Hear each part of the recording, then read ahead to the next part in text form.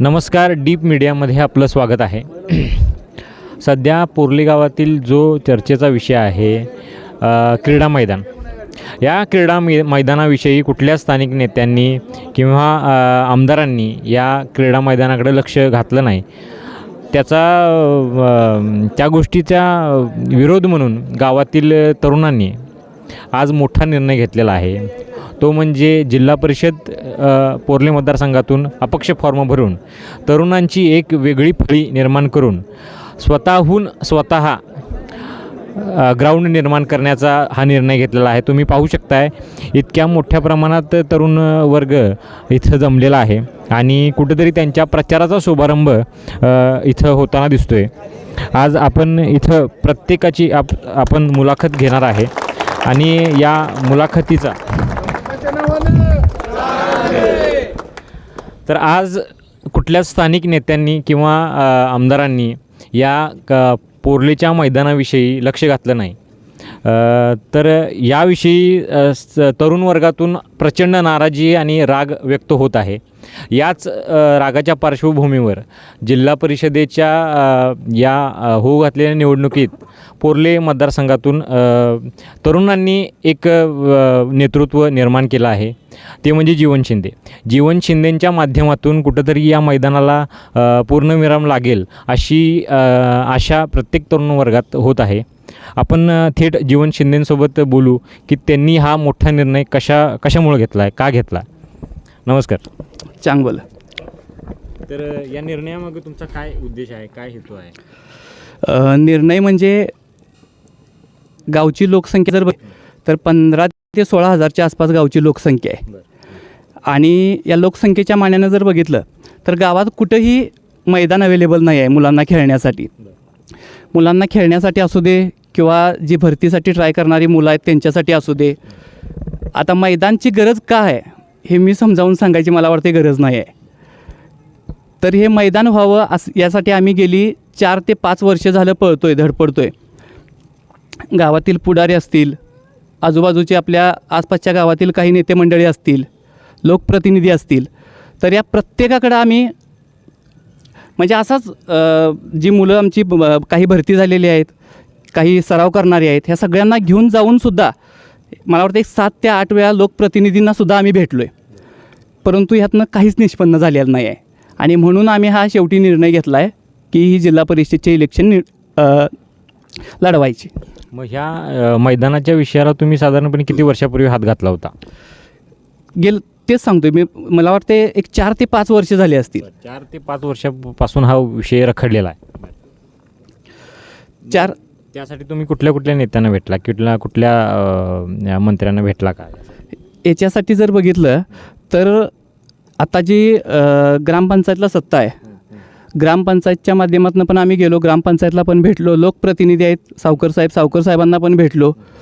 परंतु कुठल्याच प्रकारचा रिप्लाय मिळाला नाही आणि आम्हाला म्हणजे अगदीच आम्हाला अपेक्षित असं उत्तरसुद्धा त्यांच्याकडून समाधानकारक मिळालेलं नाही आहे. म्हणून आम्ही हा शेवटी निर्णय घेतला आहे. आणि या ठिकाणी जर बघितलं तर आज इथं जी मुलं आता अवेलेबल आहेत, मला वाटतं हा आमचा शुभारंभ आम्ही जो प्रचाराचा केला आहे ह्याचं कुठलंही आम्ही नियोजन केलं नव्हतं किंवा काहीच नाही. फक्त एक ग्रुपला मेसेज केला आणि एक 5 ते 10 मिनटाच्या कालावधीमध्ये ही एवढी मुलं या ठिकाणी जमा झाल्यात. प्रत्येक गावातील मुलाच्या मनातला हा विचार आहे की गावात ग्राउंड हे झालं पाहिजे. मग आता तुम्हाला ह्या निवडणुकीत तुम्ही ह्या दोन्ही ज्या मोठी पक्ष आहेत या पक्षाला तुम्ही सामोरं जाऊ शकाल का? तुम्ही तेवढं आव्हान पेलाल का असं वाटते का तुम्हाला? 100% जाऊ शकतो आहे.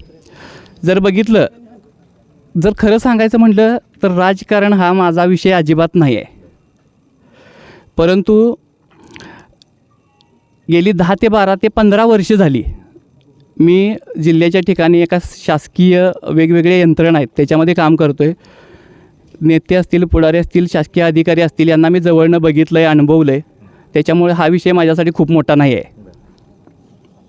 आणि पक्ष आता तुम्ही समजा यदा कदाचित तुम्ही निवडणूक ही लढवणार आहे, उद्या तुम्ही निवडून आला तर तुम्ही ह्या जिल्हा परिषदेसाठी निधी कशा पद्धतीनं आणू शकाल? कारण तुम्ही ह्या क्षेत्रातच नवीन आहात. जरी ह्या क्षेत्रात नवीन असेल तरी मी एक चॅलेंज देतो, जे काय आता जिल्हा परिषदला उमेदवार आहेत त्यांना समोर बोलवा, मला त्यांच्यामध्ये बसवा आणि निधी आणायचा असू दे, वेगवेगळी डिपार्टमेंट जसं रेव्हेन्यू खातं असेल, कृषी विभाग असेल, आरोग्य विभाग असेल, पंचायत समिती, जिल्हा परिषद किंवा आणि कुठलं पण खातं असू दे किंवा कुठलेही शासकीय कर्मचारी असू द्यात किंवा कुठलाही मोठा वर्ग असू दे, तर निधी कुठल्या प्रकारचा आला पाहिजे, कसा आला पाहिजे, त्याची कागदपत्रं काय सबमिट केली पाहिजेत, कशा पद्धतीनं फाईल बनवल्या पाहिजेत, हे मी जे सांगू शकतो आहे ती समोरची व्यक्ती मला नाही वाटत सांगू शकेल. त्याच्यामुळं यासाठी मी परिपूर्ण आहे. बरं, आता गावातील जे तरुण असतील किंवा जे मतदार असतील त्यांना तुम्ही काय संदेश द्याल या माध्यमातून, की त्यांनी काय करावं त्यांनी? हे बघा, आम्ही एक तर सुरुवात केली आहे. मी जसं सांगितलं, नेता होण्याची हौस मला अजिबातच नाही आहे, पण गाव बदलण्याची जिद्द मात्र नक्की आहे आणि ती पूर्ण केल्याशिवाय राहणार नाही या जिल्हा परिषदच्या माध्यमातून.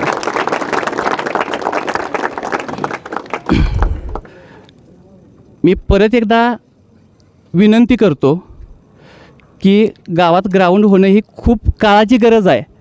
आता जर आमची मुलं जर प्रॅक्टिस करणारी बघितली तर जवळजवळ आमच्याकडं परशुरामाचं मंदिर आहे, वरती 3 ते 4 डोंगर चढून वरती जावं लागतं आहे आणि त्या ठिकाणी जाऊन रोज मुलं असतील किंवा मुली रस्त्याला पळत्याला दिसत आहेत, ही मुलं आमची रोज 3-4 डोंगर वरती चढून त्या ठिकाणी प्रॅक्टिसला जात आहेत. हे कुठंतरी थांबलं पाहिजे, यासाठी आमचे हे प्रयत्न आहेत. नक्कीच तुमच्या ह्या प्रयत्नांना यश मिळेल आणि इतक्या मोठ्या पद्धतीचा तरुणांचा तुम्हाला सपोर्ट आहे, जेणेकरून तुम्हाला नक्कीच ह्या विषयात पण यश मिळेल आणि देवाच्या मनात जर राहिलं तर तुम्ही कदाचित निवडणूक लढवून तुम्ही त्या पदावर सुद्धा जाल. ही डीप मीडियामार्फत आमच्या शुभेच्छा आहेत तुम्हाला. तुम्ही प्रॅक्टिस करता का? आम्ही बघायला गेलं तर आता सरांनी जसं सांगितलं की तसं खेळायला ग्राउंडच नाही आहे, की आता हे जी शाळेचं ग्राउंड आहे ही जागासुद्धा भरपूर अपुरी पडते. त्यामुळं सरांच्या पाठोपाठ हे तरुण वर्ग जे आहे ते गेले आम्ही 5 वर्ष आलं ग्राउंडसाठी झटत आहे आणि कुठंतरी आम्हाला ग्राउंड मिळावं. जी मुलं भरतीचं प्रॅक्टिस करतात त्यांनासुद्धा मैदान कुठंतरी व्हावं म्हणून आम्ही आजपर्यंत लढत आलो आहे. आणि आम्ही सर्वांनी एक निर्णय घेतला आहे की जो कोण नेता आम्हाला ग्राउंडसाठी उभा राहिला आमच्यासाठी, तर आम्ही हा तरुण पिढी आम्ही त्यांच्या पाठोपाठ उभे असणार आहे. 100% ठामपणे आम्ही सांगू शकतो. तुम्ही कोणता गेम खेळताय? क्रिकेट क्षेत्रात आमची पड्या स्पोर्ट्स गोसावी समाज आहे. गोसावी समाजाची एक आमची टीम आहे आणि ती टीम आम्ही प्रत्येक गोसावी समाजा भागातून, आमच्या सातारा, सांगली, कर्नाटक भागातून टोटली आमच्या 87 ते 88 संघ आहेत. पण आम्ही जाऊन बाहेर ठिकाणी, आता परवाच्या मॅचेसमध्ये स्पर्धा होत्या, एक 15 ते 20 दिवस आम्ही खोकड तलाव म्हणजे 12 किलोमीटर अंतरावर जाऊन प्रॅक्टिसला जातो आहे. तिथं नाही जमलं की मैदान निगवेत आहे, तिथं आम्ही त्या प्रॅक्टिससाठी पोचतो आहे आणि प्रॅक्टिस नसल्यामुळे आमची टीम पुढल्या नंबरपर्यंत पोहोचत नाही, कारण की मैदान नसल्यामुळे. आणि संपूर्ण टीम आमची त्या क्षेत्रामध्ये पोचत नाही, प्रॅक्टिस मैदान नसल्यामुळे. त्यामुळे जरासं आमचंच हे प्रॅक्टिसचं मैदान चुकतं आहे. त्यामुळं आम्हाला हे मैदान उपलब्ध होणे गरजेचं आहे. याविषयी तुम्ही पडियार्स ग्रुपतर्फे तुम्ही कधी काय आंदोलन किंवा एखादा अर्ज कुठल्या स्थानिक नेत्यांना दिला आहे का? आम्ही जीवन शिंदे सराबरोबर आहेत, त्यांचा आम्हाला मेसेज येतो आहे, त्यांच्याबरोबर आम्ही आहेच. आणि ते आलेल्या सर्व खेळाडू मान्यवर आहेत किंवा युवक आहेत, सर्व त्यांना सपोर्ट आहे आणि आमचाही त्यांना सपोर्ट आहेच. आणि त्यांच्या मागं आम्ही आहेत आणि त्यांच्या मागं त्यांनी जे अर्ज दिले आहेत त्यांच्या मागं आम्ही उभा राहिलेलो आहे. मी फुटबॉल खेळतो आहे. कुठला खेळ खेळतात? फुटबॉल प्लेयर आहे, आमची एक टीम आहे गावची. तर जसं सरांनी सांगितलं तसं आमचा एक ग्राउंडचा इश्यू आहे आणि एक ह्यांनी जे 5 वर्ष चालू केलं ह्याच्या आधी एक आम्ही 3-4 वर्ष आमचं खेळणं चालू असायचं. या गावाला ग्राउंड नसताना आम्ही आमची ग्रामीण टीम कोल्हापूर जिल्ह्यात जाऊन 2 नंबरचं पदक पटकावून आलो आम्ही. पण आता वेळ अशी आहे आमच्यावर की ह्या ब्लॉकवर आम्हाला प्रॅक्टिस करावं लागते. ह्याच्यामुळं माझ्या पायाचं ऑपरेशन, आम्ही लिगामेंट माझं म्हणजे एक मेजर इश्यू झाला आहे, ज्यामुळे मला काही गोष्टीत मेडिकल अनफिट येतो आहे मी काही शासकीय ह्याच्यात. आता सीन एवढा मोठा आहे की प्रत्येक नेत्याकडे आम्ही त्यावेळी पण अप्रोच केला, पण आमची एक संख्याबळ कमी होतं. 10-12 जण आमची टीम आणि आम्हाला सपोर्ट करणारी एक मॅक्स 15 लोक मिळून आम्ही झटलो. आम्ही पण गेलो सगळ्यांकडं, एवढा क्राऊड नव्हता.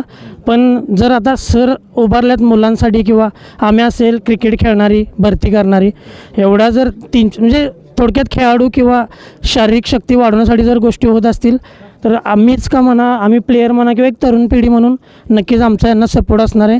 हे असू द्यात किंवा आणखी कोणता नेता, जर ग्राउंड होणार असेल आणि एक ठाम शब्द असेल तर आम्हाला पाठिंबा द्यायला एक तरुण पिढी म्हणून किंवा आम्ही आमच्या घरात पण या गोष्टी इव्हन बोलू शकतो की एक माणूस चांगलं काम करतो आहे तर आमचा ठाम सपोर्ट राहील या गोष्टीला. आम्हाला एवढंच म्हणायचं आहे की गावात तडजोडीचं राजकारण होऊ शकते. म्हणजेच काय, एखाद्या संस्थेची सत्ता बदलू शकत्या तडजोडीनं, एखाद्या किंवा ग्रामपंचायत सत्ता बदलू शकत्या, पण ग्राउंडसाठी का तडजोड होऊ शकत नाही, एवढंच आपल्याला म्हणायचं. आज आपल्यासोबत आहेत दिव्यांग खेळाडू पॅरा खेळाडू विकास चौगुले सर. विकास चौगुले सर, सध्या आत्ता जो काही विषय आहे तो बऱ्याच वर्षांपासून रखडलेला आहे असं निदर्शनास येते. त्यामुळेच या तरुणांनी एवढा आक्रोश व्यक्त केलेला आहे. काय मत आहे सर तुमचं याच्याविषयी? तर नक्कीच सर, मला सांगायला आवडेल की मी स्वतः एक पॅरा टेबल टेनिस खेळाडू आहे आणि गावातल्या खेळाडूंसाठी मैदान होणं ही काळाची गरज आहे. सध्या जर सर आपण पाहिलं तर ज्या भरतीमध्ये गावात जे आमच्या युवक पिढी जे स्वतः यश मिळवत आहेत, त्या यशामागं खरोखर त्यांचं स्ट्रगल आहे आणि हे स्ट्रगलसाठी मला वाटतं की आपल्या गावात हे ग्राउंड व्हायलाच पाहिजे. आणि सांगायला खूप वाईट वाटतं की केंद्रात महायुती आहे, राज्यात महायुती आहे, गावात पण आमच्या महायुती आहे, पण एकही नेत्याला त्या ग्राउंडबद्दल कळवळा नाही आहे. आम्ही जर एखाद्या आमच्या सोशल मीडियावर आम्ही एखादी भावना व्यक्त करायला गेलो की आम्ही विरोधी देत असतो, परंतु जसं जीवन सर बोलले तसं मी या माध्यमातून आपल्या माध्यमातून सर सांगतो की आम्हाला कोणतंही राजकारण नको आहे.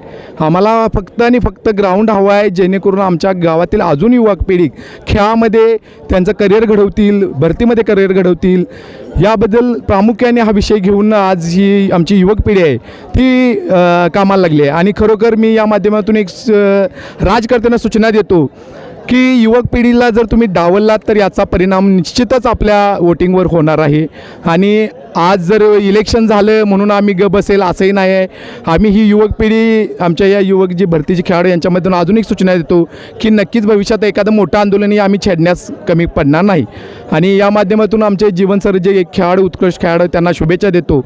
आणि हा प्रश्न राज्यकर्त्यांनी किंवा आमच्या गावातील प्रमुख पुढाऱ्यांनी मार्गी लवकर लावावा व युवक पिढ्यांना न्याय द्यावा इतकीच अपेक्षा व्यक्त करतो. जय हिंद, जय महाराष्ट्र. CISFमध्ये निवड झालेले आपले जवान त्यांच्यासोबत आपण चर्चा करू. तुम्ही CISFमध्ये निवडला आहे, या निवडीदरम्यान तुम्हाला काय काय अडचणी आल्या?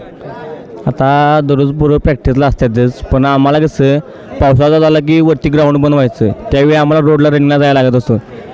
ज्यावेळी रोडला रनिंग करत असतो की नाही त्यावेळी एक आठवडा झाला त्या आठवड्यानं आपोआप पाय दुखायला लागला, कारण ते रोडचं रनिंग पायाला दणका खूप बसत होता. ग्राउंड नसल्यामुळं आमचे असे बहुतांश मुले की नाही पायाकडून शिन पेन असे प्रॉब्लेम सर्वांना येत होते. त्यामुळे सर्वांचं रनिंग इथं चांगलं व्हायचं, भरतीला गेल्यानंतर ते शिन पेनमुळे रनिंग पाय तसं होत नव्हतं. मग त्यामुळे आम्हाला ग्राउंडचा अभाव खूप लागत होता. आणि वरती जर ग्राउंड म्हटलं तर ही मुलं आम्ही स्वतः असंच भरतीची मुलं एकत्र येऊन ते 4 महिने ग्राउंड करत होतो. मग गावात ग्राउंड नसल्यामुळं आम्हाला वरती डोंगरात जावं लागायचं, कधी कधी आम्हाला इथून कोल्हापूरसुद्धा जावं लागायचं, कारण ग्राउंड गावात नसल्यामुळं. यासाठी आम्हाला ग्राउंड हवा आहे. सर्वप्रथम नमस्कार. मी एक गावाचा नागरिक आहे आणि तसंच खेळाडू पण आहे. मी गेले कित्येक वर्ष झालं, मी म्हणा, जीवन सर म्हणा किंवा असे बरेच गावातली मुलं आहेत की गावाच्या बाहेर जाऊन प्रॅक्टिस करतो आहे. की लाजिरवाणी गोष्ट आहे की आपल्या एवढं मोठं गाव मतदारसंघात आहे पण गावाला ग्राउंड नाही आहे. आणि नेते पुढारी हे फक्त बोलायची भाषा असते यांची, करणं हे कोणालाच जमलेलं नाही आहे आजपर्यंत. त्यामुळे हा मी निर्णय घेतला आहे, जीवन सरांच्या पाठीमागे 100% आम्ही उभारणार आणि जीवन सरांना निवडून आणणार. कारण जीवन सरांचं एवढं रिलेशन आहे गावामध्ये म्हणा किंवा गावाच्या बाहेर पण आम्ही जिथं जातो आहे, स्पर्धा वगैरे असतात, सगळीकडे सरांचं एवढं नेटवर्क आहे की सर 100% यामध्ये यशस्वी होतील आणि 100% निवडून येतील. आता हा विषय बरीच दिवस झालं पेंडिंगच आहे. म्हणजे राजकीय लेवलमध्ये सगळं शब्द देतात, परत पलटतात, असे बरेचसे असे विषय आहेत की आपल्यात आता जर भरतीला पोरं जर पळायचं झाले, काय ट्रॅक नाही, परत रोडला वगैरे सकाळी पळतात, वाहनं वगैरे असतात. आणि रोडला जी मुलं आपले ह्याला जातात, मिलिटरीच्या ह्याला असतात भरतीला वगैरे, ती सकाळी पळताना एवढा धोका आहे की वाहनवाल्यांना माहीत नसतं की कडनं मुलं वगैरे पळतात सकाळी पहाटे, ते ओळखून येणार. कित्येक असं ॲक्सिडेंट झालेलं आहेत. त्याच्यामुळे ह्याच्यावर पण विचार होऊन की मुलांना एक ट्रॅक तळ्याभोवती चांगला आणि तळ्यामध्ये ग्राउंड व्हावं ही अपेक्षा आमची आहे.